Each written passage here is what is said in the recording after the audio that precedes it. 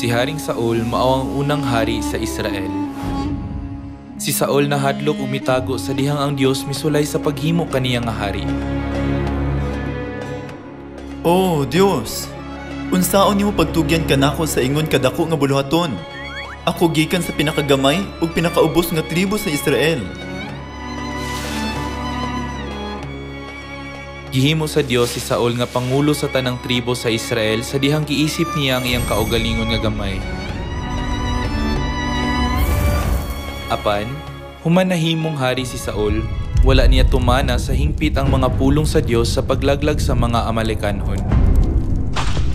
Nagula ko nga gihimo ko si Saul nga hari. Tungod kay mitalikod siya kanako ug wala magtuman sa akong mga sugo. Sa laing bahin, sukwahi kang Haring Saul nga wala naminaw sa mga sugo sa Dios. Si Haring David hingpit nga misalig ug misunod sa pulong sa Dios sumala sa gihatag ni Idi. Gidayeg sa Dios si David nga nag-ingon nga siya ang tawo nga uyon sa akong kaugalingong kasing-kasing. Bisan ang katawhan sa Israel, midayeg kang David labaw pa kay kang Saul. Ha ha ha ha! Nakadungba ka sa balita sa gubat?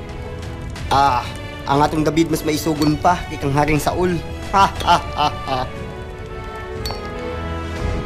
Dili ba nakadaog si David og 100 sa 100 ka gubat tungod kay ang Dios kanunay nga nag-uban kaniya?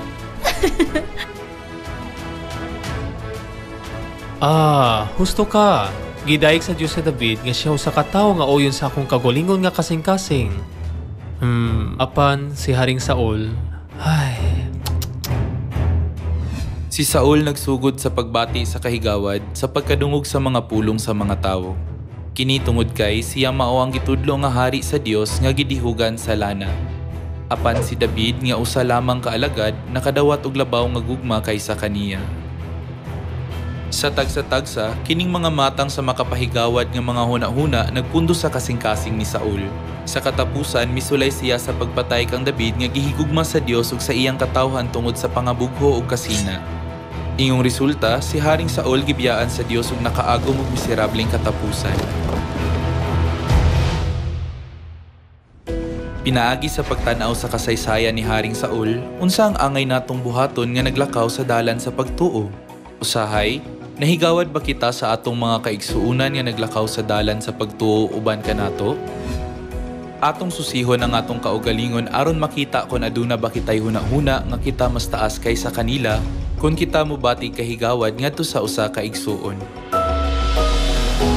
Wala kitay mahigawad nga kasing-kasing kung atong isipon ang atong kaugalingon nga ubos.